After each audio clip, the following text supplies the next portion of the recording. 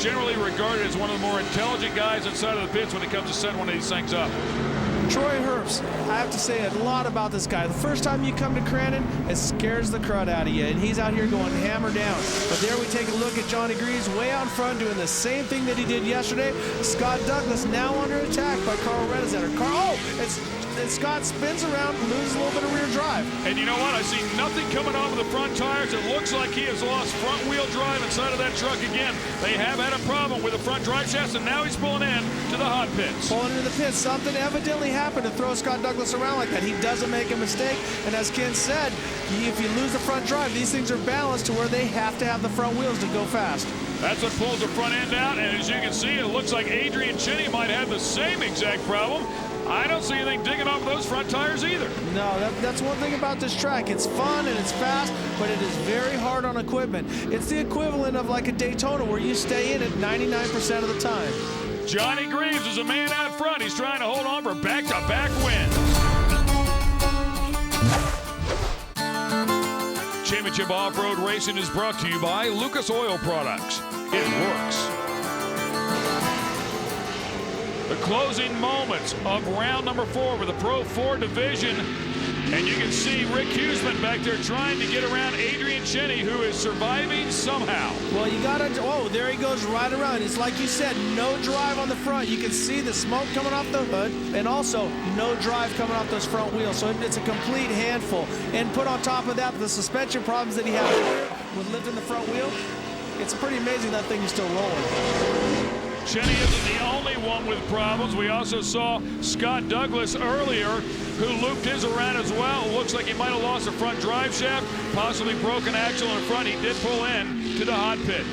We think we lost the front drive shaft. It started making a bunch of noise and decided to tear the thing apart. We're just going to park it and fix it tonight and go back tomorrow. So those guys will have a little bit of work to do if they're going to try to make that cup race that we talked about. Also, you will see the cup races on a future date right here on Speed. Back to our leader, Johnny Greaves. The Forest County Potawatomi machine got its first win in round number 3. Keep in mind that was the first win also since his 8-round win streak in 2005 when he closed out the season, 7 wins in a row. Then the first round of the Nissan Nationals, he ended up winning the championship in Pro 4 because of that streak.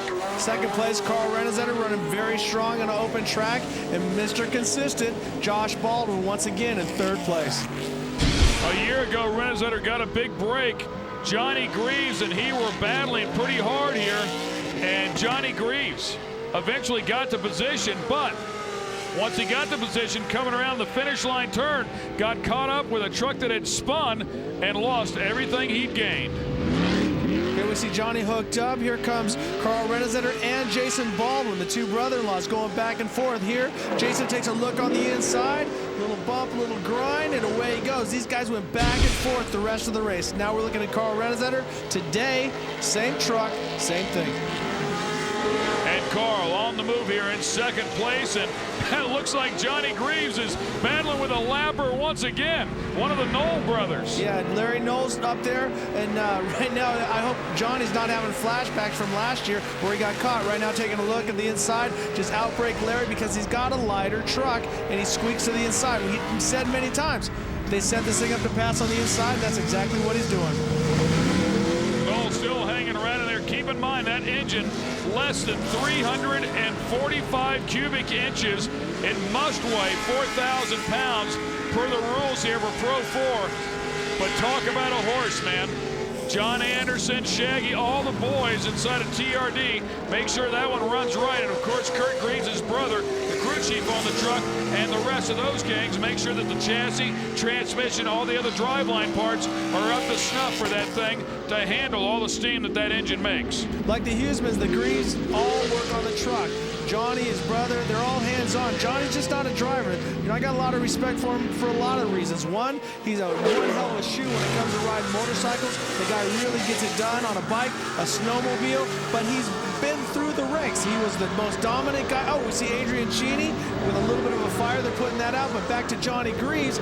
Johnny can work on the trucks, to build the trucks, and also engineer a lot of this stuff. So he's not just a guy who shows up with a helmet bag. Adrian Cheney with the Atrium sponsored machine there, as you can see, not having a good day.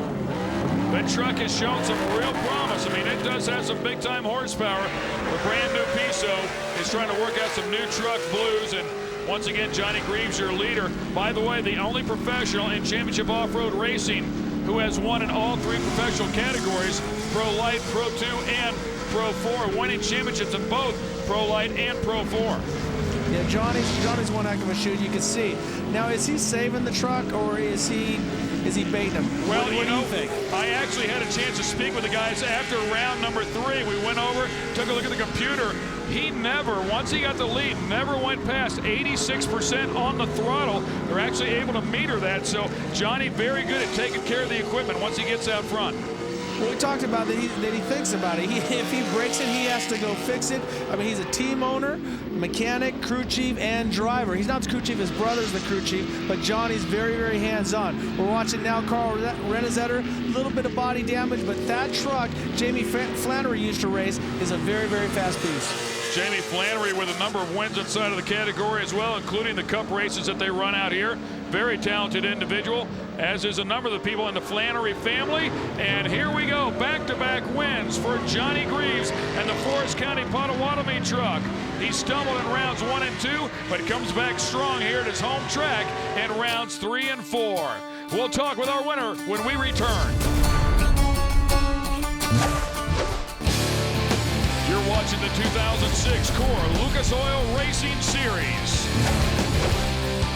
You're looking at the man who just won his 46th career championship off-road racing event, his 24th class win inside of the Pro 4 category. A great run for Johnny Greaves, as it looks like he'll jump up into the points championship battle as well here for 2006. The crowd treated to an incredible race here for round number 4. Actually, all weekend long, it has been spectacular. Put this guy right here. Good luck charm. Where's my man? Get in here, Al. Congratulations. All right. Thanks, buddy. All right, Johnny, after kind of a tough opening weekend, 2 wins in a row now, you feel like you got this truck all dialed in now? Oh yeah, this thing's rocking, you know.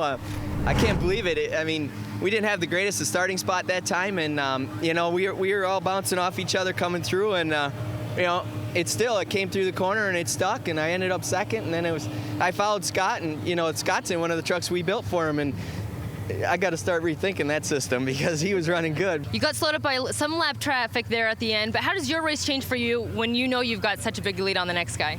Well, I think one of the reasons I had a big lead is because Carl hadn't gotten into second yet, and I knew once he got into second, we were gonna have a race on our hands. So I wanted to get big enough lead away, and that's how it worked out. You know, he had to work hard to, you know, if he was going to catch me, and I think we both got bit by the lapper in the end there. All right, Carl, you had some problems with your Pro 4 here yesterday. What did your crew have to do overnight to get this ready for today? Well, basically they changed all the driveline. I think we had a transfer case that locked up, so we couldn't make any of our corners. So we changed that out, and it's back to my old truck again. I just didn't get a good jump off the line, and Johnny gets out front and I got to pass people. It's a bad combination because he's going to check out, and that's what he did today. But we didn't even get a chance to test it or practice this morning because of weather. So what can I say? I'm real happy. We definitely had a truck today, and you know, we'll be ready for Bark River. That's a good track for us, and typically this is a tough weekend for us, the first Crandon. So we'll be back. All right, nice job. Thank you.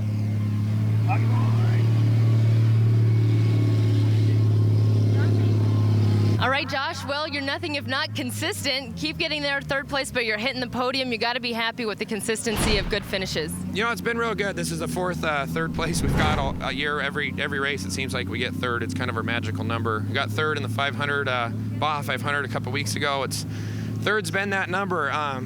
It's cool. My little niece here, my nephews, my other nieces. It's pretty neat. It's definitely a fun family affair for us, and to be up on the podium with my brother-in-law Carl.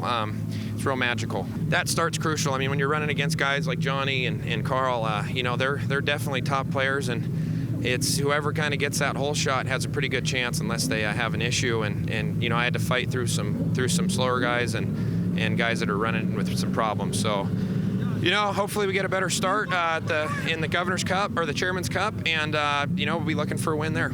All right. Well, good luck. Great. Thanks a lot. Excellent job for Josh Baldwin. 4 consecutive top 3 finishes. He's been on the podium every time this season, and that's the stuff that it takes to win a race and to win a championship. Yeah, if you keep yourself on the podium all year long, you can definitely run away with this championship. But looking at round 3, it was Johnny Greaves in charge in round 3 and 4. No doubt, Johnny Greaves with a great run. Also, Kurt Leduc showed he had some muscle. Rick Huseman got himself into trouble and had to work all night long. But it was Kurt Leduc and Corr who put on quite a show in round 3. This is what off-road racing is all about. You go out to set up for the next straightaway. A guy drops his nose on the inside. Then Carl Rennezetter, unfortunately, that transfer case took him out of the race, but it was Johnny Greaves taking it to the finish line. And what we heard is that front drive shaft did break in the truck and slapped the transmission so hard it did break the case on it. So those guys had to work a lot. And then, of course, round number 4. Again, Johnny Greaves comes out here, but it wasn't as easy this time. Scott Douglas was very fast. We also saw, once again, Adrian Chinney show up with some big muscle inside of that truck. But then we saw some troubles with Adrian and Scott Douglas losing front drive. Adrian's truck at one point catching on fire. But Carl Rennezetter working his way back. He said, we're back to the old truck. Rennezetter got back up on the podium for the 3rd time this year. I got to get on Johnny's tail and make him think about me, because I know when he goes to bed at night, he's thinking about me. He's got a picture of me above his bed. Always think about you. So I just want him to think about me a little more while we're racing, so he's not focused on his game. But no, he did a great job today. My crew is working hard, and this thing don't miss a beat. I go to the line with confidence. My wife, my whole family is just behind us 100%. Unbeatable combination. Congratulations. Thanks.